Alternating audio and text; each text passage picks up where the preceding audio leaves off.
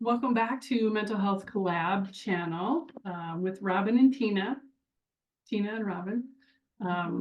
We're in the middle of doing a 3-part episode on boundaries. So our first episode we did, what are boundaries? Our second episode we did boundary pyramid, explained some characteristics around feeling safe. And today we're going to be talking about communicating with boundaries, boundary hacks, all kinds of, and I know, Robin, you love tips and tricks for boundaries. I know you love that saying, don't you? Favorite saying.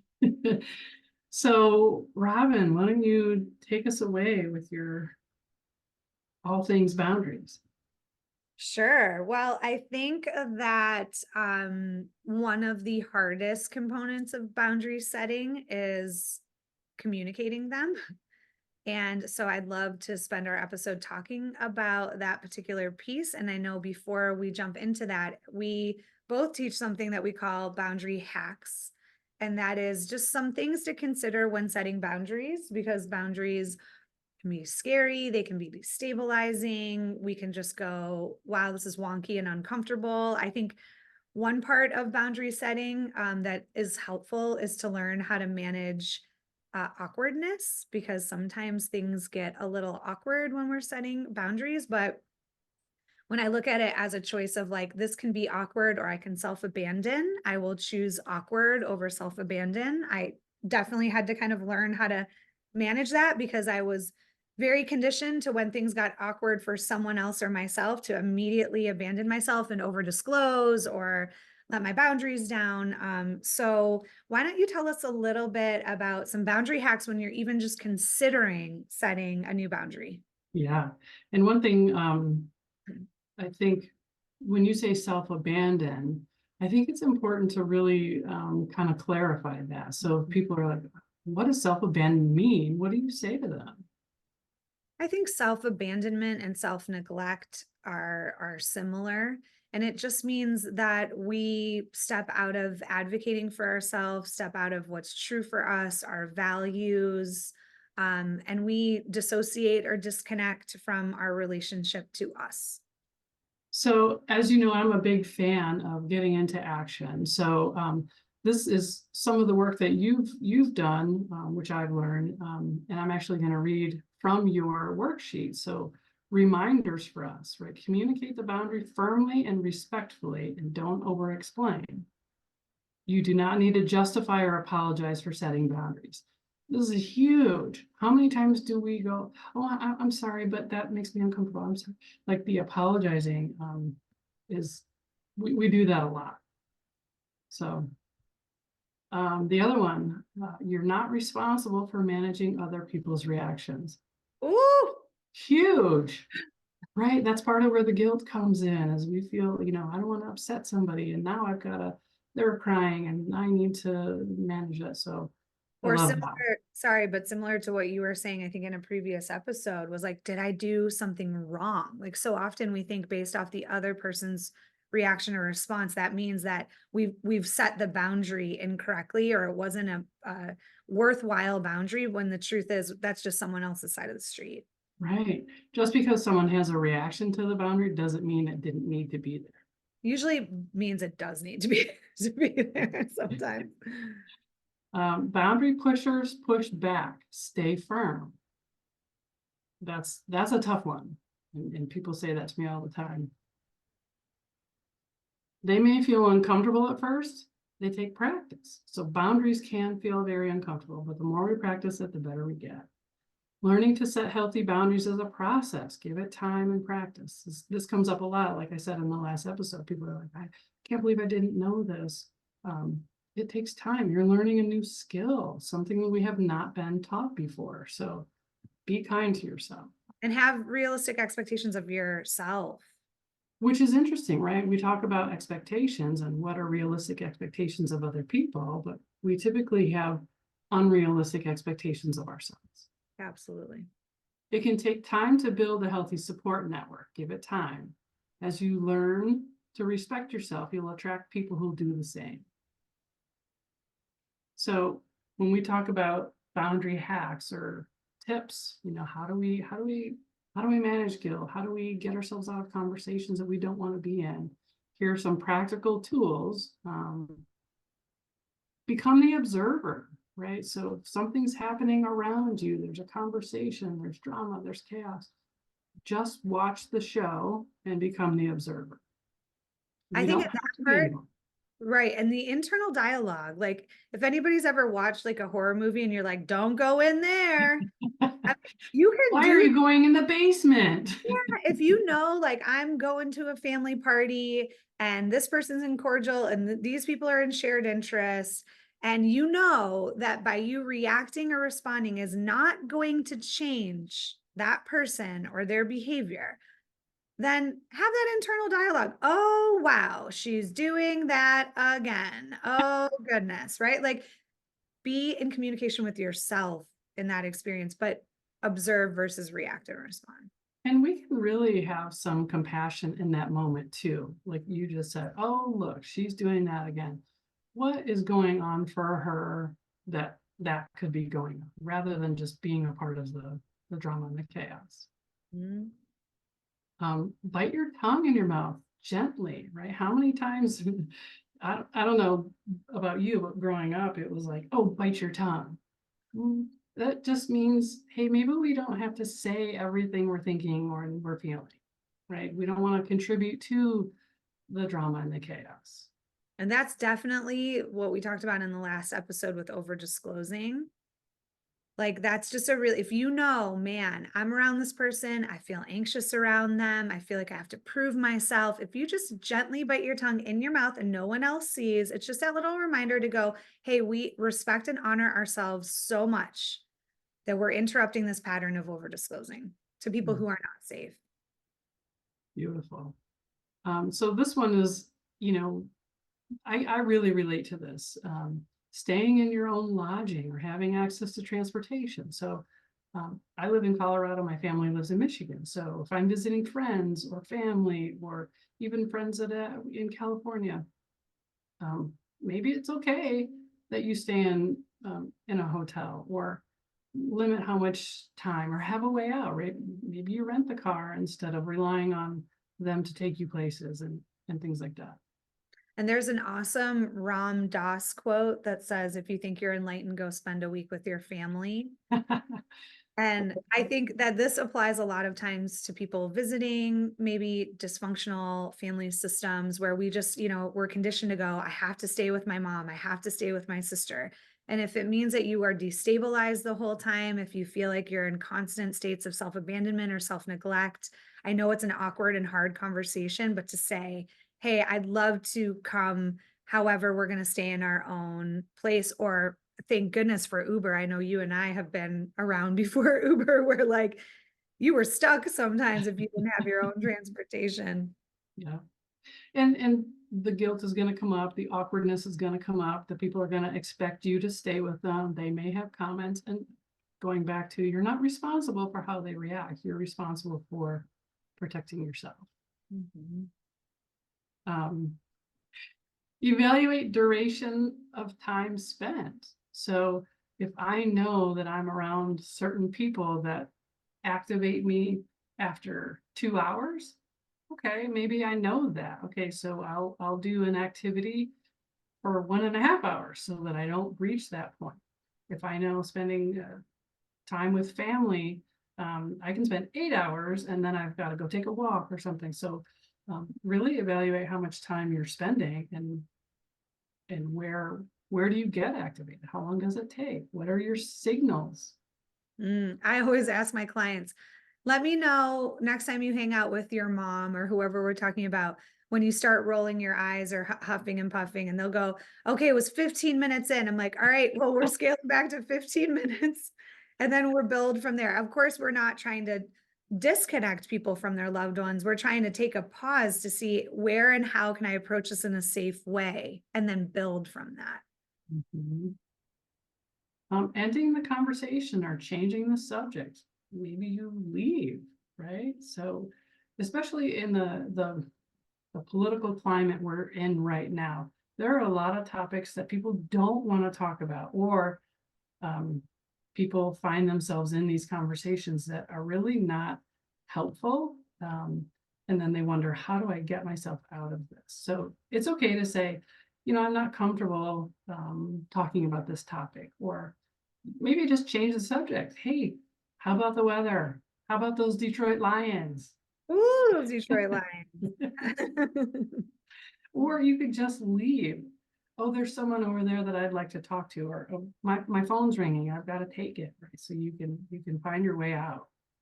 And I somehow, or sometimes I use humor. Like I'll be like, oh my God, so don't want to talk about that one. Let's talk about something else that's lighter. Like you can do it in a way that isn't, divisive or confrontational. And still respectful. Yeah. So social media, this is a big one. It's okay to unfollow people. It's okay to mute them. And what I love about what you say, Robin, is you can unfollow them in real life. And mute them in real life. And I think it's, just a point about social media.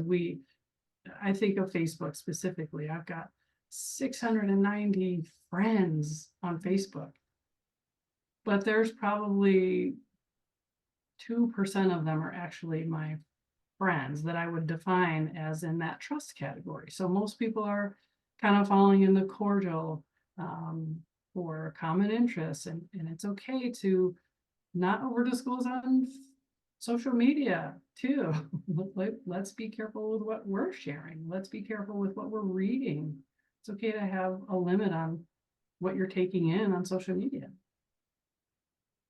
Yeah. And I tell this story as an example during the pandemic. There were just lovely people on social media that were like homeschooling their kids and doing art projects and going for nature walks. And I was like, having a hard go being trapped in my house and not being able to leave.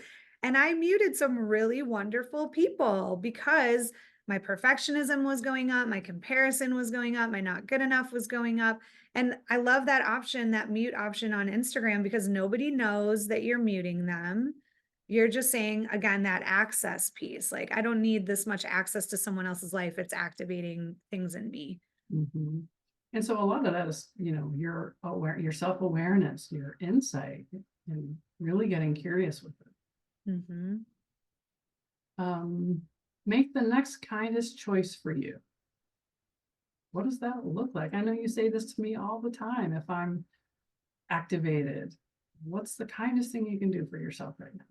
Yeah, that's literally the foundation of the work that I've done in my own life with my clients is what's the next kindest choice to you? I think that we can think that's selfish. We can think that we're not considering other people, and I would never advocate for that. But I think going back to what I think is our greatest responsibility, which is to keep ourselves emotionally safe, then we do have to consider how we're feeling, how things are impacting us, how we're reacting to things. So I think at the very least, if you just say, yeah, I mean, I think in boundary setting, this is such a common thing, especially with people pleasers. Like, well, I could just stay with my mom. It's not going to be the end of the world. Or I could just go to that event. Yeah, of course you could. But is it the next kind of choice for you? That's a really great vetting question. Mm-hmm. And I like the use of the word could. So many people will say, I should go to that thing. I should be going. I should.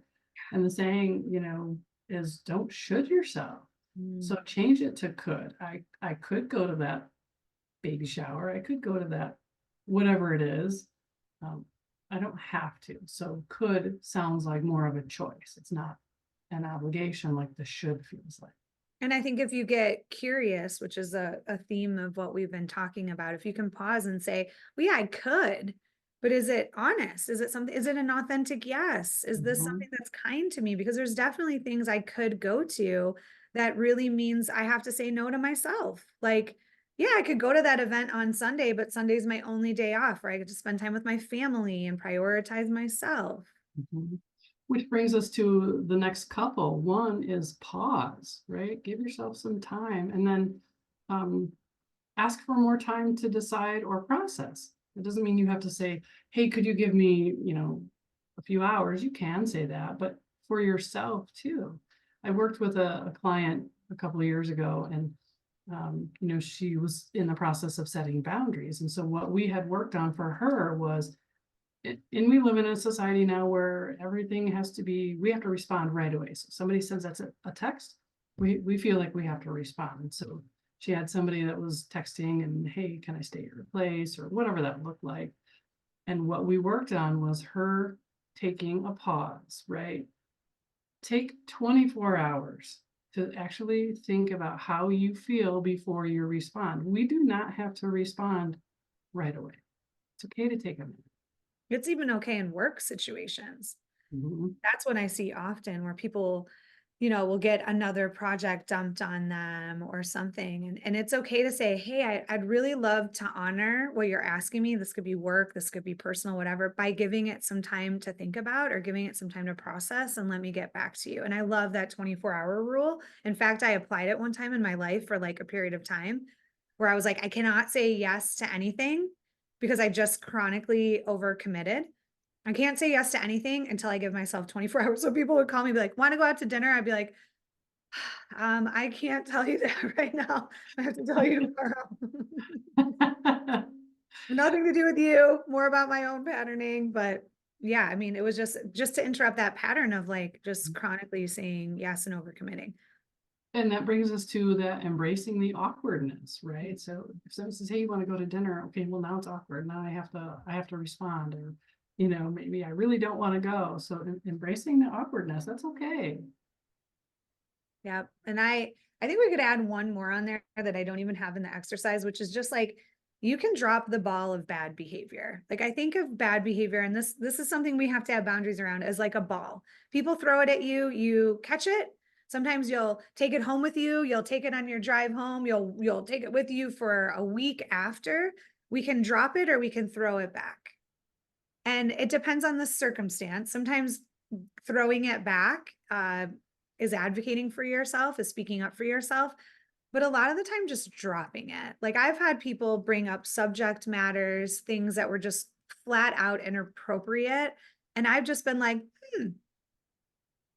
and just let it be really awkward, or like, yeah, no, I'm not really interested in talking about that. And then people are like, and maybe it's something that I chronically over disclosed about before. Maybe it's my relationship where before I'm spewing it out everywhere. And now I'm going, you know what? I'm going to keep that private into myself. And it's a little bit awkward, but Mhm. awkward never killed nobody. I think about when I was doing this boundary work with you, and you used that kind of analogy of the ball. And it resonated with me because you put it in a way that I understood, right? I'm an athlete. And so you use the visualization of a basketball. So if somebody throws you a basketball, it's bad behavior. You have a choice. You can leave it, you can throw it back. And I visualized not just a basketball, but now it's dodgeball, and I'm throwing it back, like trying to knock somebody out with it. I wouldn't recommend that, but Actually, I like that. Sometimes you can dodge them too. That's a really good point. yeah, that's true. Yeah, we don't have to catch it and hang on to it. We can see it and we can dodge. I like that. Mhm. Okay.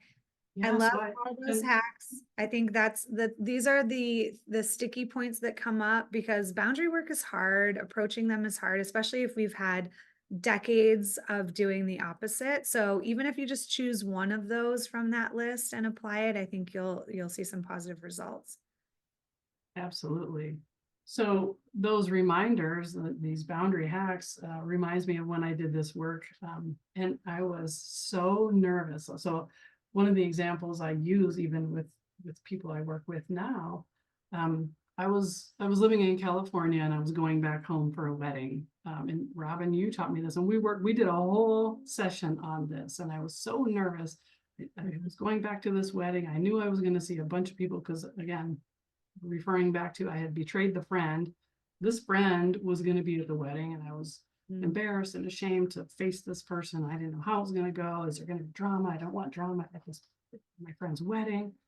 And also my ex was going to be there. So I really didn't want to go. I wanted to throw up on my shoe thinking about going. But I went anyway. We had a plan. So I went through all of the characteristics, and in the boundary pyramid, and then we put everybody in a category. So of all the people that I knew I was going to see at this wedding, I listed them out. This person, okay, I put them in a common interest, right? This person, oh, they might be. And what I found was most of them were cordial or just the common interest or shared interest. So that for me was, I don't need to over disclose. I can protect myself. And I went through every kind of preparation. Okay, if I see this person, they might ask me about that betrayal. I'm going to leave the situation, or I'm going to pretend like I'm answering my phone. I'm going to say, I'm not comfortable. So I practiced ahead of time, and that's saved me. I felt more confident going into seeing all these people that I had a plan and I was going to be okay. So for me, that was, and I still use that today. If I'm going to an event or something, I still use those tools.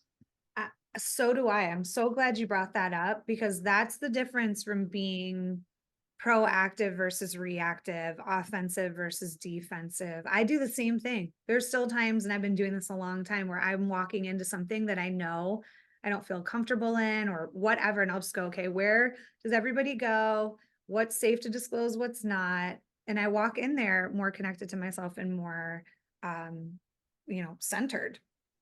Yeah, and one of the things that we didn't talk about was safe topics, or activities, right? So if we know we're going to see these people, so topics specifically, so going to this wedding, me having a little bit of control over what's safe to talk about. Okay, I know that when I see this person, they love their dog. I'm going to ask them about their dog, so I can still be relational with them, but not over disclose, not get into a conversation that I don't want to be in. So, okay, this person, I know they love sports. I'm going to ask them about the Lions, right? So having those, knowing ahead of time what topics are safe to talk about.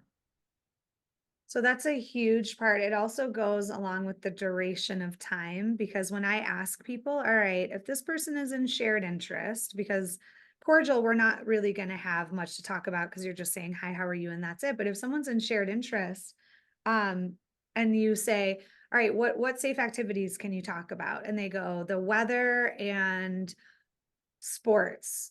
But yeah, this person's going to 2-hour dinners with this person once a week. You know that they've got about 15 minutes until they start to feel dysregulated in that connection. So I think that it's awesome to think about ahead of time, like, what are the safe things that I can do and discuss with this person?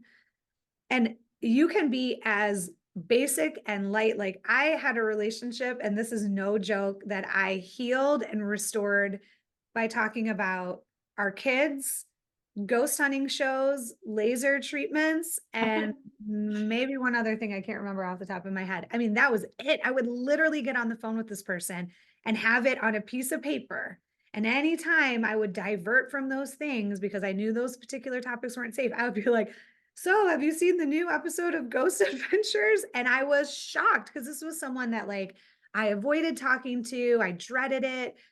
And then I just had a 45-minute conversation with them. And I'm like, oh, this keeping it light thing isn't so bad. Mm-hmm. So it can be the weather, shows. I mean, we're all into like Netflix, Hulu, these type of shows. Like, you can get some traction just talking about those things. Well, and thinking about activities too, right? If you know you're going to spend 2 hours with someone, okay, well, maybe not just sitting down face to face for lunch. Maybe you go to a movie where you don't have to talk as much, or go see a play or theater or concert or something that doesn't require getting into deep conversation.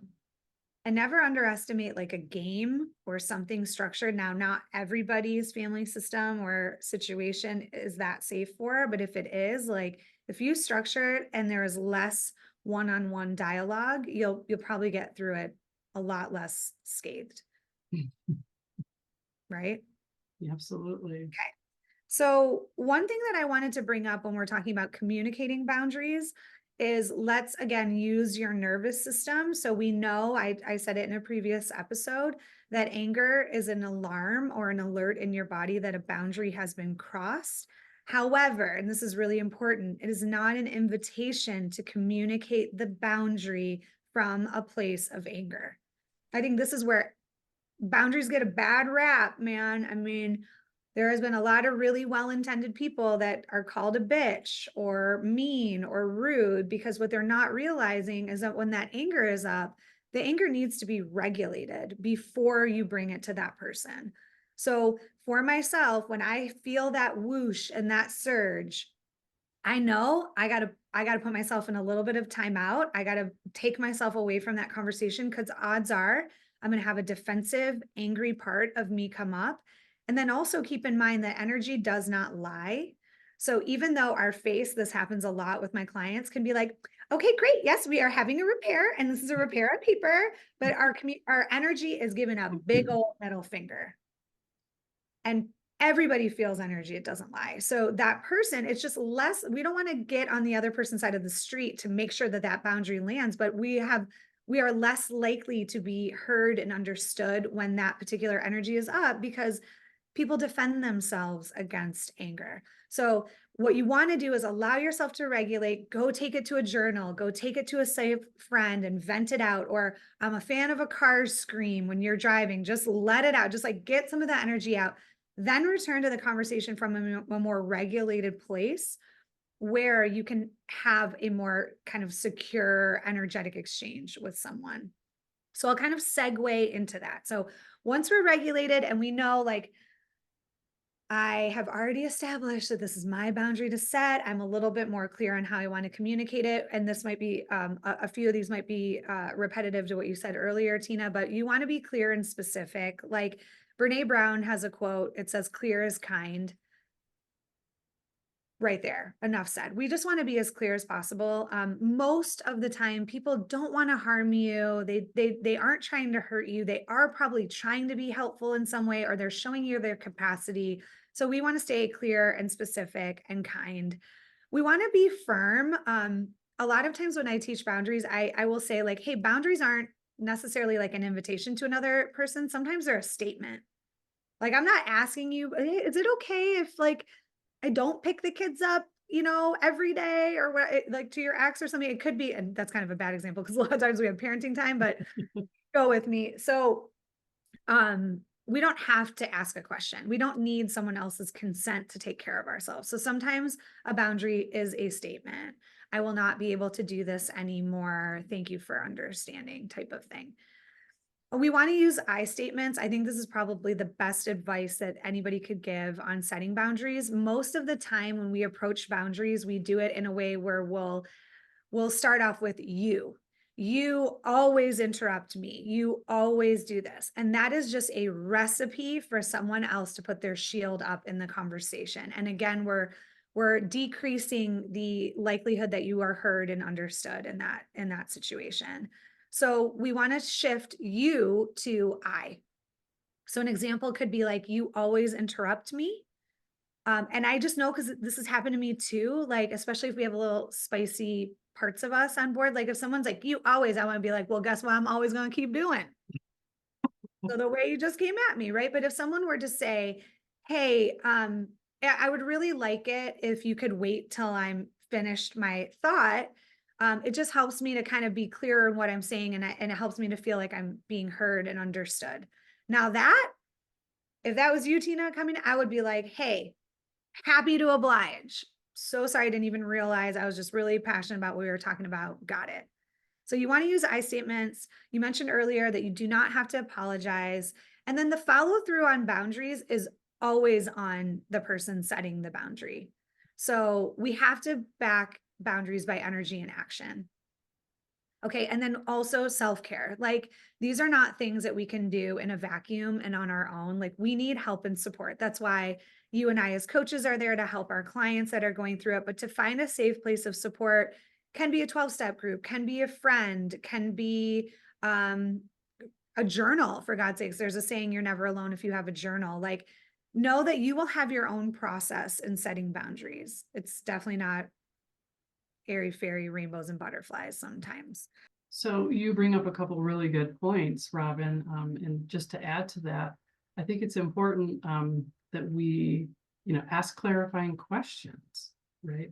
Let's not make assumptions, right? When we feel angry or irritated, to use your example, I wish you'd stop interrupting me and changing that language, right? We make assumptions or we have a core belief around it, right? I'm not important enough for them to not interrupt me. We do that kind of unconsciously. So try not to make assumptions. Ask a clarifying question. Hey, just for clarity, did you mean, blah? So I think those are really helpful tools also. Yeah, getting curious is always an amazing tool in relationships. Tell me more about that. I'm hearing this. I'm not sure if that's how you mean it. Yeah, that type of thing. Yeah. Basic validation, right? I heard you say it upsets you when I interrupt you. That's huge. People want to be heard and understood. So let's move into again, action. How do we put these into place? So we thought it would be helpful to have some kind of scripting around, what do I say? People ask me this all the time. Okay, well, what do I say when my mom says I have to come over and spend, a week or whatever? So here are some options. So when we talk about time boundaries, some options are using your I statement. I can only stay for an hour, right? So this is, you could have done the work ahead of time. And I know this person starts to get a little agitating after 15 minutes, right? I think we talked about that. So, I'd love to meet you, but I can only stay for an hour. Yeah, I think if you front end it that way, like you walk in and you set the expectations, hey, so glad to be here. I've got an hour, I've got something right after. And that kind of lends to, I teach people, and for people in that shared interest category, it's okay to high level the truth. Like it doesn't mean it's a lie. If you're like, I got to get off the phone, that's the truth of it. I got to get out. If you're like, hey, I've got something and I got to go. And as long as you're not wrapping yourself up into something that you need to explain, like you don't owe someone you don't trust the full truth. You just know you got to get off the phone or you got to leave at that hour. Right. Well, and that happens, sometimes with emotional dumping. Somebody calls you and without permission just starts, vomiting what happened and the energy. This actually happened to me one time, and I had a bad day at work and I just couldn't take it on. And I just said, hey, I'd love to talk to you more, but I'm pulling in the driveway. I can call you back later when I'm in a better space, or we could plan a time maybe this weekend that we could talk about. And you get yourself, that's self-care. And I think that's so important for those of us that are therapists and coaches as well. Like our bandwidth is stretched at the end of the day. And as much as we want to be there for our friends and for everyone, like you cannot bargain with your bandwidth. I love that. So different kinds of boundaries. That one was a time boundary. Another example or scripting in the time boundary. So if somebody's late, if you're going to be late, please let me know ahead of time. That's clear, it's direct, and it's still kind. Conversational boundary. Robin, do you want to talk about that, or do you want me to? Sure. Yeah. I mean, I think we've all been in the position where someone has brought up a topic that we did not feel comfortable talking about. Personally, whenever I assert a boundary, I like to put a kind statement in like, hey, I know you're trying to be helpful, or I'd love to answer that, but this is not a topic I'm willing to discuss right now. This is not something that I feel comfortable talking about. And then often you can use humor, like, oh my gosh, would totally love to over disclose and get into that, but I came here to watch the Super Bowl or whatever it is. And you just kind of divert it back. But you don't ever have to discuss something that is not comfortable for you. Well, and that kind of goes with the energy boundary too, what we had talked about with the time boundary, right? I don't have the energy to help you right now, but maybe this resource can help. Well, that bandwidth, and I know again, it's true for everybody, but specifically those of us that are in the helping industries, like sometimes you just don't have the energy and it's not personal. And I think that's a really important part of setting boundaries. Like we have to realize other people's reactions are based on their own capacity. So some people, when you have a boundary, take it as rejection, criticism, judgment, rejection. Did I say rejection already? Uh, you really mean it. That's okay. Abandonment, these type of things. And that's not your side of the street. That is for them to look at and course correct themselves. That does not mean you set the wrong boundary. This one I think comes up a lot, the comment boundary, right? So how often are you sitting with somebody and they're talking about other people or something that you're not comfortable with? So an option, I don't find those types of comments funny, right? So people making jokes or whatever, you have an option for the I statement. The personal space boundary, I think that's a huge one. So it makes me feel uncomfortable when you touch or whatever the action is. If you can't respect my space, I'll have to leave. It's okay to say, this is making me uncomfortable. It's okay to leave if you're not comfortable. And I've definitely seen this in my coaching practice where someone's been brave enough, because I really think that setting boundaries is some of the bravest things that we can do, that you have stated the boundary and that person does not listen. I'm not a 3 strikes and you're out type of person anymore. I'm around a 1, maybe a 2 if I don't have a lot of data on you. But it's okay to repeat the boundary. And if someone continues to violate that boundary, to say, hey, I've really kindly let you know twice or 3 times that I'm not willing to talk about this, or that doesn't feel safe. I'm actually going to get off the phone now, or I'm going to leave this conversation or exit or whatever. Because from a spiritual lens, I really think that the universe is giving us lessons all the time, and a lot of lessons in our relationships. And when we are codependent, when we're afraid of conflict, when we don't want it to be awkward, we almost stand in the middle of the universe giving that lesson to someone. Like in that particular example, if you continue to bulldoze people's boundaries and bring up inappropriate things, people don't want to be around you. That is a really great lesson to get. And when we act on that and advocate for ourselves, then we step out of the way, and maybe that person gets a mirror where they go, geez, I really love Tina. And she just left here because I keep asking her the same thing and she's not willing to discuss that. Maybe I could look at myself and my behavior. And I will tell you, even in situations that seem like a miracle for someone to change, people are more likely to change when you set boundaries and limits than if you bark at them about their behavior. If you walk out that door and your mom goes, wait, I love her and I want to be in a relationship with her, and that did not work, there's a higher likelihood they're going to lean into like, whoa, what did I do? Why were you so upset? Now, not everybody. There are pathological people out there, and there are people who have really low levels of awareness. But I've seen it in my own life, and I've seen it in countless clients where you're like, wow, that particular boundary pusher in your life, when you start actually showing up, backing your boundaries, things start to shift in a more positive way. And that's the important thing to remember too, is we have to actually follow through. We can't just say, I'm going to leave the conversation and then not leave, or, not follow through on the boundary. But I want to switch as we start to wrap up for today. Let's talk about resistance. You had just mentioned, boundary pushers. Like, how do we work with people who continue to push our boundaries, or what do we do when we get resistance? Well, one, I think you repeat the boundary, you leave the conversation, change the subject. And then I really think we have to start evaluating our behavior based off of our standards. Okay, so someone else might think your boundary is wrong or selfish, etc., based off of their standards. But if I look at myself and I go, hey, you know what? Is taking care of myself or having a limit wrong by my standards? No, never, not once. It's always okay. And then same thing goes like in a reciprocal way. Other people get to take care of themselves too. But I always bring it back to by my standards, not my mom's standards, not my boss's standards, mine. And I think that that helps to get you back in alignment with your integrity. And then, it's your world.